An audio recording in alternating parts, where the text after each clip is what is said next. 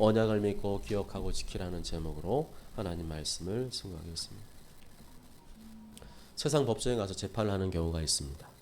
보통은 피해자가 너무도 억울하고 화가 나니까 법정에 가서 자기의 억울함을 호소하기 위해 고소를 합니다. 그렇지만 반대로 죄를 저지른 피해자가 자신의 죄를 덮기 위해 역으로 피해자를 고소하고 고발하는 경우도 있습니다. 아주 죄질이 안 좋은 경우죠. 몇 달 전 유명한 신학대학교 신학대학원에 재학 중인 전도사가 자신이 사역하고 있는 교회의 중고등부 학생을 성적으로 유린한 일이 발생하였습니다. 그 전도사는 남자 전도사입니다. 성적인 피해를 당한 학생은 여학생이 아니라 남학생입니다. 이 남자 전도사가 자신의 신앙 지도하고 가르치고 있는 남학생을 사랑한다고 하며 접근을 했습니다. 피해 학생은 그렇게 접근하는 전도사님이 무섭기도 하고 불쾌하기도 하였습니다. 그래서 참다가 이 일을 같은 교회 강도사님에게 말씀을 드렸습니다. 이 사실을 알게 된 강도사님은 담임 목사님께 즉시 보고를 드렸고 동성애를 저지른 남자 전도사는 그 교회에서 즉시 사임을 하게 되었습니다. 겉으로 볼 때는 이것으로 모든 일이 마무리되는가 싶었는데 그게 아니었습니다. 동성애자인 이 남자 전도사가 동성애를 옹호하는 법률사무소의 자문을 받아서 이 사실 유튜브에 올린 Y 원장님을 고소하였습니다. 재판 결과 Y 원장님은 최근 관련 영상을 삭제하라는 법원 명령을 받았습니다. 그리고 이 사실을 최초에 알린 강도사님은 황당하게도 이 피해 학생, 동성애 피해를 입은 학생으로부터 업무상 비밀 누설죄라는 죄목으로 고소를 당하였습니다. 죄를 자라고 말했더니 칭찬받는 것이 아니라 도리어 어려움을 당하게 되었습니다. 그렇게 해서 입을 막으려는 거죠. 해당 학생과 부모님은 처음에는 안 그랬죠. 그런데 점점 이런 일이 확산되니까 자신들에게 피해가 올까봐 침묵을 했던 것 같습니다. 그런데 문제는 역으로 이 동성애 옹호하는 사람들에게 회유를 당해서 이 최초 이 사실을 알린 강도사님을 업무상 비밀 누설죄로 고소를 했습니다. 어떻습니까? 하나님 말씀을 따라서 동성애는 죄라고 말하고 그런 행위를 차단하기 위해서 했던 행동들이 역으로 고소를 당하는 이로 벌어지게 되었습니다. 점점 이 시대가 성경과 멀어지고 있음을 우리에게 알려주고 있습니다. 법은 법대로 사용하면 피해자의 억울함을 풀 수 있는 수단이 되지만 역으로 법을 악하게 사용하면 피해자와 그 진실을 말하는 사람이 도리어 공격을 받는 수단이 될 수도 있습니다. 그런 사람들은 이 땅에서는 잘 사는지 몰라도 장차 하나님의 엄중한 심판을 받게 될 것입니다. 오늘 본문에도 보면 억울한 누명을 쓰고 고소를 당한 사람이 나오고 있습니다. 그 사람은 스데반입니다.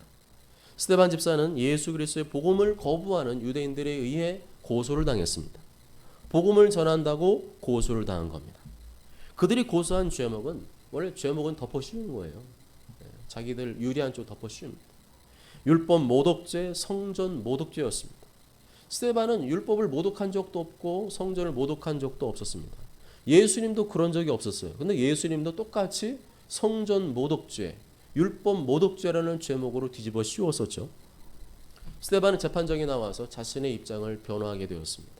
스데반은 일일이 그 사람들이 고소한 내용을 반박하는 식으로 변호하진 않았습니다. 저 사람들이 말하는 것은 이것이 잘못되었고 저것이 잘못되었고 그렇기 때문에 나는 아무런 죄가 없다라고 변호하진 않았습니다. 스데반은 자신이 믿는 하나님에 대해 말하기 시작했습니다. 스데반은 자신이 믿고 있는 성경에 대해 말하기 시작했습니다. 내가 믿는 하나님과 당신들이 믿는 하나님 다르지 않다. 당신들이 믿는 하나님의 말씀, 내가 믿고 하는 말씀 다르지 않다. 여러분이 믿는 그 하나님께서 하나밖에 없는 아들 이 땅에 보내주셨고 십자가에 못 박게 죽게 하셨다. 그리고 다시 3일 만에 부활하게 하셨다. 그 예수님께서 하늘로 승천하시고 이제는 하나님 보좌 우편에 앉아 계신다는 내용으로 자신의 입장을 변호했습니다. 사실은 변호라기보다는 그 법정에서 예수 그리스도의 복음을 전한 것입니다. 때를 얻든지 못 얻든지 복음을 전할 기회로 만들어서 복음을 전했던 것입니다. 구약 창세기에서부터 예수님의 부활 승천의 일까지 성경에 나오는 모든 풀복음, 완전한 복음을 법정에서 변호했던 겁니다. 그 스데반이 변호하는 내용 중에 첫째 내용이 바로 오늘 말씀에 해당되는 내용들입니다. 스데반은 유대인이 알고 있는 이스라엘 민족의 신앙의 뿌리, 역사에 대해서 말하기 시작했습니다. 그 중에서도 이스라엘 민족의 신앙의 뿌리, 믿음의 조상인 아브라함에 대해서 말하기 시작했습니다. 스데반은 지금 구약 성경을 믿는 유대인들을 상대하는 것이기 때문에 구약 성경을 가지고 변호를 했습니다. 만약에 스데반이 유대인이 아니라 하나님 모르는 이방인을 상대하는 것이라면 구약 성경으로 자신의 입장을 변호하지 않았을 겁니다. 그 사람들이 충분히 이해할 수 있는 상식적인 내용을 가지고 접근을 했을 것입니다. 스데반이 말한 아브라함에 관한 내용이 2절부터 5절까지에 나오고 있습니다. 2절에 스데반은 부형들이여 하면서 눈을 떼기 시작합니다. 스데반이 의도적으로 사용한 말이라 할 수 있겠죠. 부형들이여. 부형이라는 말은 아버지 부, 맏형 할 때 형.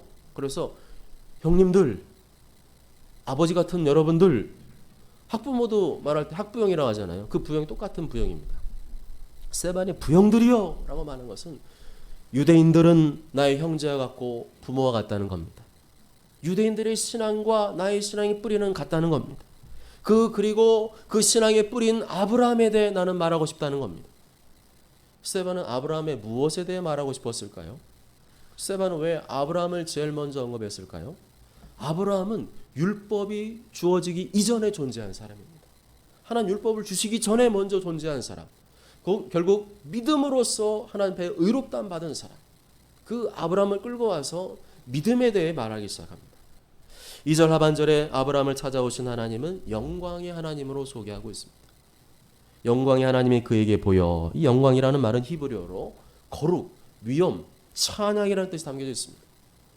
하나님은 거룩하시며 위엄 있으시며 찬송을 받으시기에 합당하신 영광의 하나님이시라는 것입니다. 그런데 문제는 인간들이 이 영광의 하나님을 하나님으로 인정하지 않은 것입니다. 죄를 짓고 타락한 이후로는 인간들이 아무도 하나님을 찾지도 않고 하나님을 가까이 하지도 않았습니다. 그때 하나님께서 아브라함이라는 한 사람을 택하시고 그에게 찾아오셨습니다. 이것은 내가 하나님 믿고 선택한 것 같지만 사실은 하나님께서 나를 택하시고 찾아오신 결과임을 말해주는 것입니다.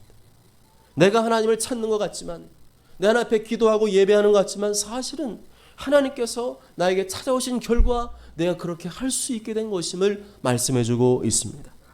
그러므로 신앙의 시작도 끝도 내가 아닙니다. 내가 한다고 생각하시면 안 됩니다. 내가 한다고 내가 이루었다고 말하는 순간 하나님의 영광은 떠나기 시작합니다. 그 영광의 하나님께서 아브라함에 나타나서 지시하신 내용이 무엇이었습니까? 3절 말씀 읽어보실까요? 3절 시작. 이르시되 내 고향과 친척을 떠나 내가 내게 보일 땅으로 가라 하시니 하나님께서는 아브라함에게 나타나셔서 내가 누구인지 왜 너를 찾아왔는지 설명을 하나도 안 하십니다. 하나님께 다짜고짜 아브라함 나타나셔서 명령부터 하셨습니다. 왜 하나님께서 명령부터 하셨을까요? 우린 이걸 통해서 무엇을 깨달을 수 있을까요? 모든 만물의 주권자는 하나님이시라는 겁니다. 모든 인생의 주권자는 하나님이시라는 겁니다. 아브라함 네 인생의 주인인 바로 하나님이 내가 너에게 명령한다는 것입니다. 하나님은 말씀하는 분이고 너는 들어야 된다는 겁니다. 또한 내 인생은 내가 원하는 대로 돌아가는 것이 아니라 하나님의 주권 안에서 돌아감을 말씀하고 있습니다. 그 주권에 순종하는 사람은 하나님을 경험하게 되지만 그 주권에 불순종한 사람은 하나님을 경험할 수 없다는 겁니다. 여러분 얼마나 하나님의 주권을 인정하고 계십니까? 여러분 얼마나 하나님을 내 인생의 주권자로 모셔드리고 계십니까? 하나님을 알아도 하나님과 상관없이 살아가는 것은 하나님의 주권을 인정하지 않는 불신자의 모습입니다. 자, 여러분에게 신앙생활을 잘 할 수 있는 꿀팁을 하나 알려드리겠습니다. 하나님의 복을 엄청나게 많이 받을 수 있는 꿀팁을 알려드리겠습니다. 이게 뭐냐? 하나님을 내 인생의 주권자로 모셔드리는 겁니다. 그분이 하라는 대로 하라는 겁니다. 그게 하나님 주권을 인정하는 거예요. 3절에 이르시되 내 고향과 친척을 떠나 내가 내게 보일 땅으로 가라. 내가 내 인생의 주인이다. 내가 네 인생의 주권자이다. 너는 너 인생 행복하기를 원한다면 내가 말하는 대로 해야 된다. 나는 너의 영혼도 너의 인생도 정말 잘 되기를 바란다. 그러려면 너는 내가 원하는 대로, 주권자가 원하는 대로 하기만 하면 된다. 아멘. 내 인생은 내가 원하는 대로 한다고 해서 행복해지지 않습니다. 내 인생은 하나님께서 원하는 대로 살아갈 때 행복을 느낄 수가 있습니다. 하나님 원하는 대로 살아가면 때로는 고통도 고난도 올 수가 있습니다. 그런데 마음속에는 내 영혼 속에 뭐가 있느냐? 내가 하나님 말씀대로 했다고 하는 기쁨과 보람과 행복이 있습니다. 그걸로 살아가면 행복한데, 그게 아닌 다른 걸 찾아갈 때는, 주권자의 하나님 인정하지 않으며 살아갈 때는 행복한 것 같은데 그런 상황인데도 행복하지 않게 됩니다. 이 사실을 인정한다면 하나님 말씀대로 살아야 합니다. 하나님께서 원하시는 대로 살아야 합니다. 그러면 너의 인생은 반드시 행복할 것이다. 3절에서 그것을 암시적으로 말씀하고 있습니다. 하나님께서 아브라함에게 원하신 것이 무엇입니까? 내가 너에게 보일 땅으로 가라는 것이었습니다. 너는 이해가 안 돼도, 너는 설득이 안 돼도 내가 너에게 알려주는 땅, 지시하는 땅으로 가라는 것이었습니다. 좀 인간적으로 생각한다면 너는 잔소리하지 말고 딴소리하지 말고 내가 가라고 하는 땅으로 가라. 근데 그걸 말씀하시면 누구예요? 하나님. 하나님이 그렇게 말씀할 때는 그건 좋은 거예요? 나쁜 걸까요? 좋은 거예요. 이해가 안 돼도, 납득이 안 돼도, 설득이 안 돼도 하나님이 말씀하신 것은 무조건 좋은 것입니다. 나를 처음 본 사람이 나를 보자마자 이런 식으로 말한다면 그것은 굉장히 무례한 일이죠. 고압적인 거죠. 그리고 나를 무시하는 말일 수 있습니다. 그렇지만 지금 이 말씀은 누구의 말씀입니까? 하나님의 말씀입니다. 하나님의 말씀입니다. 그게 중요합니다. 다른 거 신경 쓸 게 아니에요. 지금 그게 중요합니다. 내가 지금 누구의 말을 듣고 있느냐가 중요합니다. 우리는 지금 인간의 말을 듣고 있는 것이 아니라 설교를 통해서 하나님의 말씀을 듣고 있는 줄 믿습니다. 하나님 말씀 듣는데 집중하지 않을 수 있습니까? 하나님 말씀을 듣는데 딴 생각할 수 있습니까? 하나님께서는 일반적으로 설교자를 통해서 교회를 이끌어 가시고 말씀하시는 사실을 분명히 기억하셔야 됩니다. 계시록에서 말하는 7 금초대는 교회를 말하는 것이고, 교회의 사자 7별은 하나님의 종들 목회자를 말합니다. 하나님께서는 지금도 기록된 말씀의 원리 그대로 목회자를 통해서 교회를 붙들고 계시고 목회자를 통해서 하나님 말씀을 대변하고 계시다는 것입니다. 에베소 교회 사자에게 편지하라. 오른손에 있는 7뼈를 붙잡고 7 금초대 사이로 다니시는 이가 이르시되. 영광의 하나님께서 아브라함에게 일방적으로 말씀하셨습니다. 하나님 말씀은 일방적일 수밖에 없어요. 가만 생각해 보세요. 하나님 말씀은 일방적일 수밖에 없어요. 하나님은 절대적으로 선하시고 의로우신 분이기 때문에 누구와 상의할 필요가 없다는 겁니다. 아멘. 우리는 온전하지 못하기 때문에, 우리는 선하고 의롭지 않기 때문에 상의도 해야 되고 때로는 의논도 해야 될 필요가 있지만, 하나님은 절대적으로 선하시고 의로우시기 때문에 상의하거나 논의할 필요가 사실 없습니다. 그러니까 아브라함에게 그냥 명령으로 말씀하십니다. 우리는 하나님을 대할 때, 하나님 말씀을 대할 때 인간적인 관점으로 대하면 큰일 납니다. 하나님이 왜 처음부터 명령부터 하셔? 기분 나쁘게. 하나님 왜 처음 만난 사람한테 자기소개도 안 하고 다짜고짜 하면 뭐로부터 하라고 명령부터 하셔? 이렇게 생각하면 안 된다는 겁니다. 하나님을 아는 방법은 알려줘야만 아는 것이냐, 하나님이 친절하게 설명해 주고 소개해 주셔야 되만 하나님을 아는 것이냐, 그건 아닙니다. 머리로 아는 하나님은 머릿속에서만 맴돕니다. 하나님이 왜 처음 만난 사람한테 자기소개도 안 하고 다짜고짜 이렇게 말씀하셨느냐, 이것은 경험하라는 거예요. 설명해서 이해하고 납득돼서 네가 충분히 그럴 만한 지식이나 배경이 쌓여서 그렇게 하나님 경험하는 것이 아니라, 내가 너에게 명령하는 이 말씀을 네가 준행하면, 순종하면 너는 하나님을 경험하게 될 것이다. 경험을 통해 알게 된 하나님은 평생 갑니다. 내가 공부하고 지식으로 한 하나님은 기억력이 희미해지면 그 하나님도 희미해져요. 그래서 에어컨 수리하러 오신 기사님들 다 모태신앙이에요. 근데 교회는 뭐 못 다니거나 사정 그런 분들이 너무 마음이 아프더라고요. 너무 마음이 정말 좀 안 좋았어요. 그러면서 그분들을 생각하다 보니까 이 말씀이랑 좀 연결이 된다. 머리로 알았잖아요. 머리로 하나님 모릅니까? 알잖아요. 머리로 알았는데 기억력이 희미해지니까 하나님도 희미해지는 거예요. 그래서 머리로만 하나님 아는 것은 맞는 거지만 또 위험할 수 있어요. 그래서 하나님께서는 아브라함을 뭐라 했어요? 명령했어요. 명령대로 순종하면 경험으로 하나님을 알 수 있기 때문에. 아멘. 하나님께서는 아브라함이 머리로 아는 게 아니라 경험을 통해서 알기를 원하셨습니다. 어떻게 하나님을 경험할 수 있느냐? 하나님 말씀에 순종하면, 내가 하라는 대로 하면 너는 하나님을 경험하게 될 것이다. 3절에 좀 더 구체적으로 명령하셨죠. 뭐라고 하셨습니까? 내 고향과 친척을 떠나 내가 내게 보일 땅으로 가라.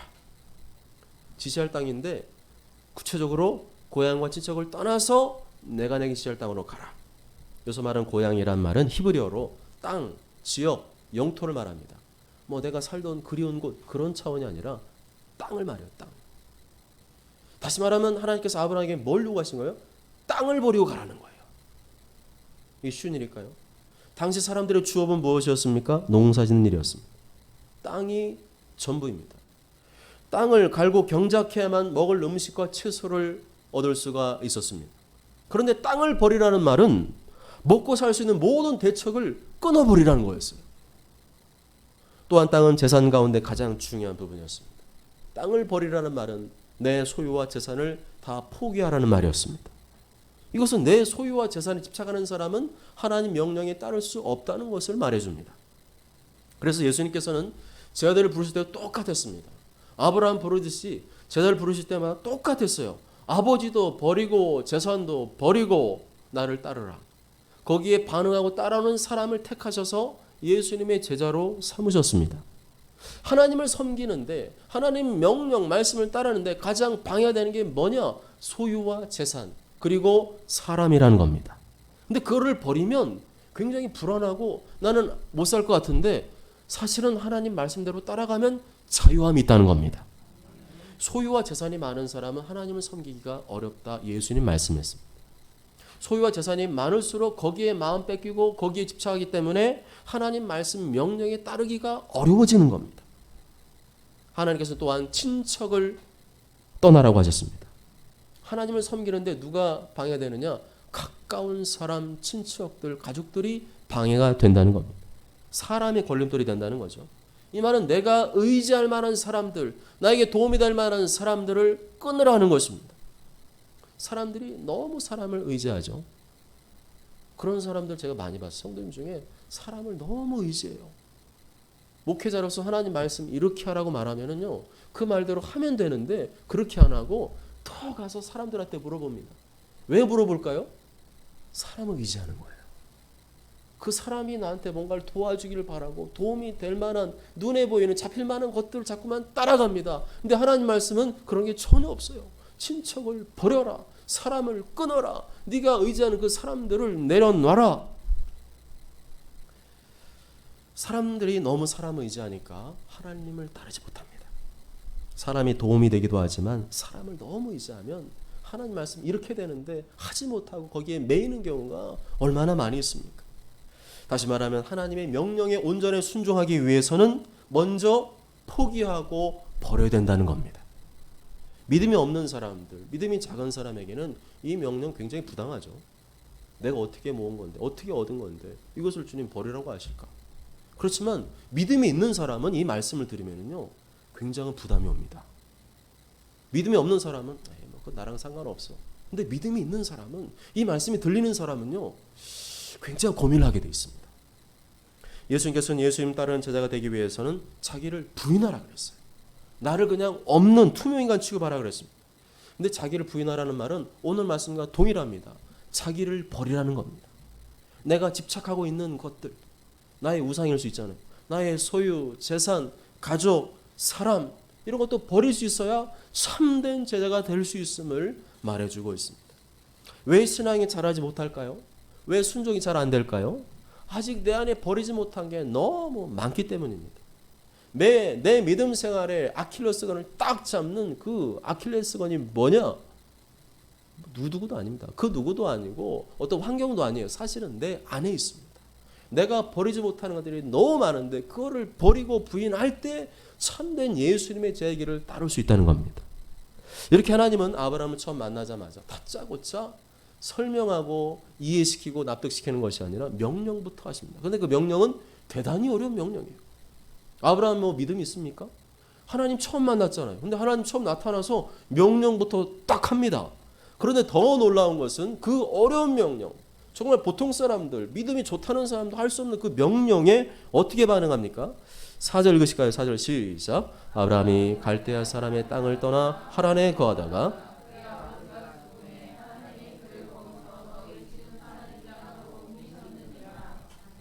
아브라함이 자기가 살던 고향과 친척을 떠났습니까? 안 떠났습니까? 떠났습니다. 땅을 버렸습니까? 안 버렸습니까? 버리고 갔어요. 버리지 못하면 갈 수 없는 거예요.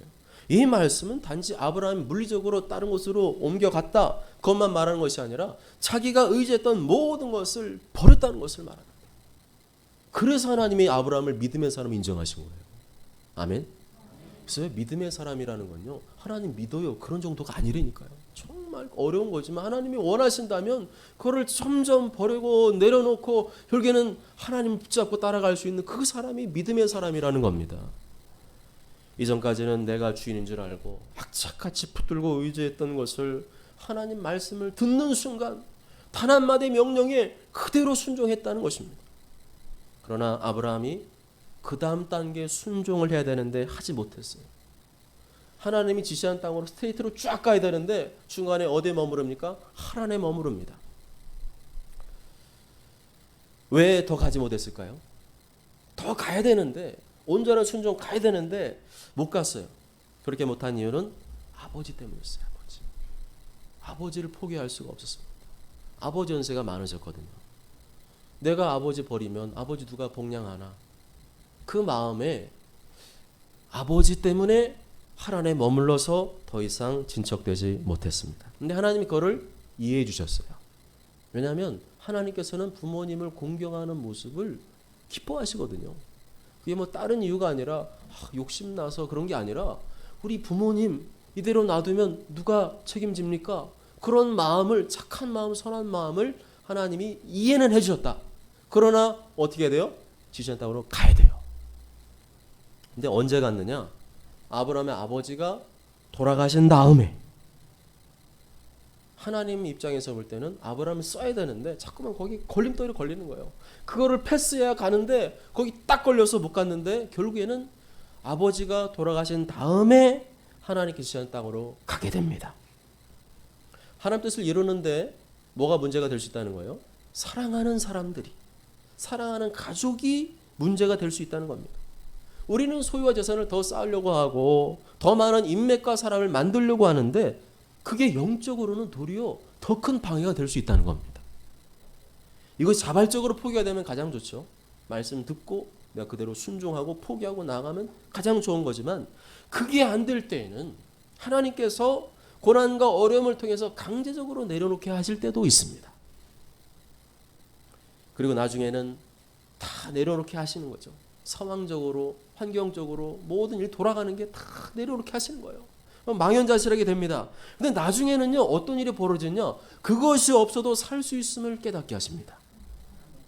그것이 없어도 하나님 말씀대로 살면 살 수 있다는 것을 경험하게 하십니다. 사람이 떡으로만 사는 것이 아니라 하나님 말씀으로 살 수 있다는 것을 경험하게 하십니다. 하나님이 아브라함을 요구하신 이유는 그거였습니다. 그런데 문제는 하나님께 지시한 땅으로 갔어요. 갔더니 새로운 땅이 아브라함 손에 주어졌습니까? 안 주어졌습니까? 주지 않았어요. 5절 읽습니다. 시작. 그러나 여기서 발붙일 만한 땅도 욥으로 주지 아니하시고 다만 이 땅을 아직 자식도 없는 그와 그의 후손에게 소유로 주신다고 약속하셨으며, 하나님의 언약의 말씀은 반드시 이루어지지만 때는 다르다. 내가 생각할 때는 내가 생각하는 때에 이루어지길 바라죠. 그런데 그렇지 않을 수 있다는 겁니다. 내가 좀 더 젊었을 때, 내가 좀 더 팔팔하고 건강할 때 이루어지면 좋겠지만 그것은 내 생각일 수 있을 뿐이다. 하나님의 생각은 다르십니다. 하나님 생각은 다르십니다. 그래서 언제까지 꼭 돼야 된다고 고집 부리는 게 문제예요. 내 생각에는 이 정도 나이에는 이 정도를 이루어야지, 이 정도 돼야지 고집 부리지만 꼭 그렇지 않다는 겁니다. 하나님은 영원한 하나님이십니다. 우리는 내가 사는 동안만 생각해요. 근데 하나님은 영원하신 하나님. 내가 사는 기간 동안만 생각하시는 분이 아니라 내가 죽은 이후의 후손들까지 바라보고 계십니다. 내가 사는 동안에 이루어지지 않은 내 후손들을 통해서 이루어 가시는 분이십니다. 그러므로 내가 원한 때에 안 이루어져도, 내가 죽을 때까지 안 이루어져도 억울해하지 마시고, 하나님은 그 다음 세대를 통해서 반드시 하나님의 언약을 이루어 가시는 분이신 줄 믿습니다. 하나님 믿는 게 중요합니다. 계속 믿어야 돼요. 내 때 안 되면 다 끝났네, 이게 아니라 내 때 안 되면 다음 후대를 통해서 이루실 것이다. 왜냐하면 나는 죽어도 하나님 살아계시잖아요. 하나님께서 그 언약의 말씀을 이루어 가시잖아요. 그래서 그 믿음으로 살아가면 조급할 이유도 없고요, 욕심부릴 이유도 없습니다. 6절 7절 읽어보실까요? 6절 7절 시작. 하나님이 또 이같이 말씀하시되 그 후손이 다른 땅에서 나그네가 되리니 그 땅 사람들이 종으로 삼아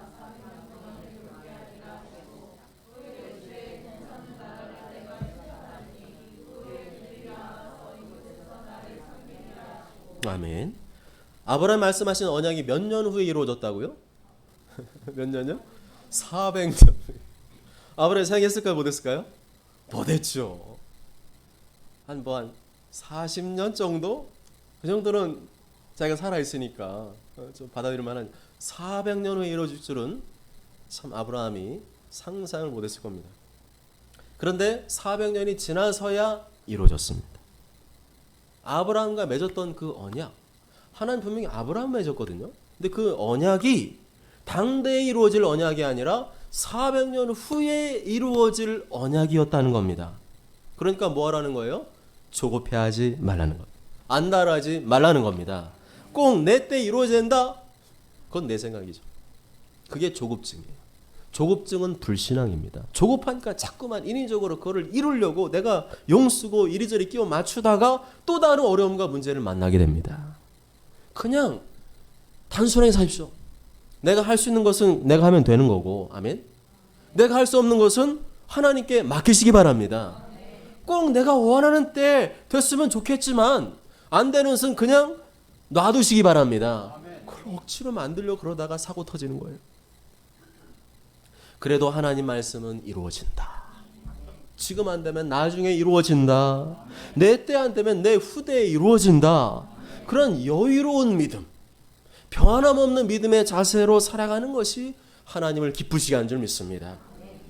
8절부터 16절 보시면 등장인물이 바뀌고 있습니다. 아브라함에서 요셉으로 바뀌고 있습니다. 아브라함은 거기까지. 아멘. 아브라함은 거기까지라는 거예요. 그 다음에 필요한 인물은 요셉이에요. 아브라함은 요셉이 할 일을 감당 못해요. 그러니까 아브라함은 거기까지. 그 다음에는 요셉을 세우십니다. 내가 다 할 수 있다고 착각하지 말라는 겁니다. 내가 아니면 안 된다고 교만하지 말라는 겁니다. 하나님께서는 내가 그리는 그림보다 더 큰 그림, 빅픽처를 그리고 계신 줄 믿습니다. 하나님께서는 그 큰 그림 보시면서 그때그때 필요한 사람을 땡겨서 쓰시는 거예요. 그때 가장 적합한 사람을 땡겨서 쓰십니다. 그러니까 내가 다 한다, 내가 꼭 해야 된다, 그런 마음이 하나님 볼 때는요 합당하지 않습니다. 하나님께서는 그때그때 적합한 사람을 일으키셔서 언약을 이루어 가시는 분이십니다. 그냥 내가 할 수 있는 분량만 하면 되는 겁니다. 내가 못하는 것은 다른 사람이 이루어 가도록, 다음 후대가 이루어 가도록 역량을 키워줘야 됩니다. 내가 다 하겠다는 생각, 내 때 이루어줘야 돼. 내가 내 눈에 흙이 들어오기 전까지 이거 반드시 이루어져야 돼. 그게 다음 후대의 앞길을 막을 수 있습니다. 누가 문제냐? 내가 문제일 수 있습니다. 때가 되면 넘겨줘야 됩니다. 해보니까 나의 역량 여기까지를 인정할 줄도 알아야 되고요. 하나님께서는 내가 못하는 건 다른 사람들이 할 수 있다는 것을 인정해야 됩니다. 요셉 같은 인물을 키워서 때가 되면 바톤 터치 해야 됩니다. 아멘. 그래서 교회에서 요셉 같은 인물을 키우지 못하면 내리막길로 가는 거예요. 그래서 누가 중요합니까? 우리 다음 세대들이 중요합니다. 우리 다음 세대들이 이 하나님 말씀 듣는 시간에 주님과 접시는 입신하면 안 돼요. 지금은 무슨 시간이에요? 말씀을 듣는 시간이에요. 코로나 때문에 토요일에 슈마단 하지 못하고 있습니다. 그러면 어디서 해야 될까요? 가정에서 해야 됩니다. 원래는 가정에서 하는 겁니다. 우리 부모님들이 가정에서 자녀들의 큐티를 시키고 큐티를 점검해 줘야 됩니다. 최막당을 못하게 되니까 가정에서 큐티하는 일이 더더욱 중요해지고 있어요. 자녀들의 신앙을 점검하고 지도할 수 있는 여건들이 안 되잖아요. 지금 막 우리가 막 무대포로 하잖아요. 그러면은요, 우리는 좋은데 문제가 어떻게 생겨요? 세상 사람들이 볼 때 상식이 안 통하는 교회로 낙인 찍혀버립니다. 그러면 복음을 전할 수가 없게 돼요. 길게 볼 줄 믿습니다. 길게 봐야 돼요. 항상 하나님이 빅픽처 그리시는 것처럼 길게 내다보고 지금 이 상황 속에서 맞게 적절하게 대처를 해야 됩니다. 만일에 자녀들 중에 큐티하기 싫어하는 아이가 있으면 어떻게 하면 될까요? 밥을 굶겨야 돼요. 어떻게 하라고요? 밥을 굶겨야 돼요. 밥은 먹으려고 그러면서 하나님 말씀 안 받아 먹으려고 그래? 하나님 자녀 맞아요? 하나님 자녀가 뭘 먹어야 돼요? 말씀할 줄 믿습니다. 말씀을 거부하는데 밥은 먹겠다? 식충입니까? 뭡니까? 자녀를 그렇게 키우면 안 됩니다. 말씀을 할 줄 믿습니다. 우리 잘 정말 잘 되길 바라십니까? 우리 다음 세대 정말 잘 되길 바랍니까? 말씀을 먹어야 돼요. 말씀 먹으면 말씀이 나를 이끌어 갔습니다. 말씀 내 인생 책임져 주세요. 근데 내가 밥에 매여 살면은요, 나중에 커서도 밥 때문에 슬프고 밥 때문에 기쁘고 그런 삶을 살게 됩니다. 밥은 안 먹어도 말씀을 줄 믿습니다. 그래서 큐티 게을러진 우리 다음 세대에 있으면 정신 바짝 차리고 오늘부로 하나님 말씀 양이 많아요? 적어요? 적어요. 뭐 한 1시간 걸려요? 5분이면 끝납니다. 집중해서 딱 보면 말씀 본문 읽고 쉬운 성경 읽으면 다 이해가 돼요. 이해가 안 되는 사람은 외국 사람인 것 같아요. 하지만 우리 자녀들은 충분히 그 나이에 맞는 교재를 택해 주었기 때문에 이해하고 또 깨닫고 하나님 은혜를 받을 수가 있습니다. 교회는 당장만 보면 안 됩니다. 내 당대에 지금 우리가 다 해야 돼 그런 거 아닙니다. 지금 잘 된다고 앞으로 잘 되는 것도 아니에요. 다음 세대를 키우는 게 중요합니다. 다음 세대를 키우지 않으면 다음 후대, 언약을 이어갈 후대가 끊어지는 겁니다. 여기서 인물이 나올 줄 믿습니다. 우리 교회에서 영적 거장이 나올 줄 믿습니다. 요셉이 애굽의 노예로 팔려가고 거기서 고난을 겪다가 나중에는 애굽의 총리가 되었습니다. 애굽 땅에 흉년이 들었어요. 흉년이 들은 건 나쁜 거지만 흉년 때문에 누가 찾아옵니까? 요셉의 형들이 찾아옵니다. 나중에는 아버지도 찾아옵니다. 75명의 가족들이 친척들이 다 찾아옵니다. 그 다음 애굽에서 살면서 400년이 지나니까 200만 명을 불어났어요. 이게 뭡니까? 하나님의 빅픽처. 하나님 그 과정 통해서 별과 같이 많은 백성들을 만들어내고 그들을 통하여 세상을 하나님 나라로 바꾸기를 원하셨던 겁니다. 우리 믿는 자들에게는 하나님의 빅픽처가 있습니다. 그냥 내가 먹고 사는 거, 내 바운더리 그 정도가 아니라 하나님은 큰 그림이 있어요. 우리 한 사람 한 사람에게는 하나님께서 빅픽처를 가지고 계신데 분명히 그 부분에 내가 해야 될 일들이 있습니다. 우리 소풍교회 여러분들 불러 모신 이유 하나님 빅픽처가 있어요. 그 빅픽처가 뭔지는 우리가 자세히 모르지만 정확히 모르지만 분명히 우리 각자 한 사람이 여기 심어놓으시고 내가 해야 될 부분이 있습니다. 그거를 아브라함처럼 순종하며 따라가기를 원하십니다. 그러면 나만 행복한 게 아니라 모든 따르는 성도들이 다 같이 행복하게 하나님을 찬양하며 섬길 줄 믿습니다. 하나님 그런 자에게 복을 주시는 거죠. 그러므로 조급하지 말고 낙심하지 말고 억지로 막 꿰맞추지 마시고 지금 내가 할 수 있는 거는 하면 되는 거고요. 내가 못하는 거 하나님께 맡기시면 됩니다. 지금 안 되면 나중에 하면 되고 나중에 안 되면 다음 세대에게 맡기면 될 줄 믿습니다. 하나님은 언약을 그렇게 이루어 가십니다. 사랑하는 여러분, 스데반은 오늘 하나님의 언약에 대해 말씀하고 싶었습니다. 말씀, 명령, 근데 그게 사실 뭐냐면 언약이었어요. 약속이에요. 내가 반드시 그렇게 해주겠다. 네 후손을 통해서 그 그림을 내가 이루겠다. 아브라함, 이삭, 야곱, 요셉 그리고 모세를 통해서 이루어 가시는 하나님의 언약, 하나님의 빅픽처에 대해서 말하고 싶었습니다. 그리고 그 언약이 최종적으로는 예수님께로 이어졌고 예수님이 땅에 오셔서 그 언약을 성취하셨습니다. 우리는 그런 면에서 언약의 백성입니다. 이 언약은 예수님 다시 오실 때 완성될 겁니다. 지금 안 되면 나중에 됩니다. 내 때 안 되면 다음 후대 때 이루어집니다. 우리는 그렇게 될 것을 믿어야 됩니다. 하나님의 언약은 반드시 이루어짐을 믿어야 됩니다. 모쪼저런 모두가 하나님의 언약이 나뿐만 아니라 우리 다음 세대를 통해서 이루어질 수 있도록 계속해서 말씀과 기도와 사랑으로 양육하시고 아브라함, 요셉 같은 영적인 거장들이 우리 교회에서 배출될 수 있기를 주님의 이름으로 축복합니다. 아멘.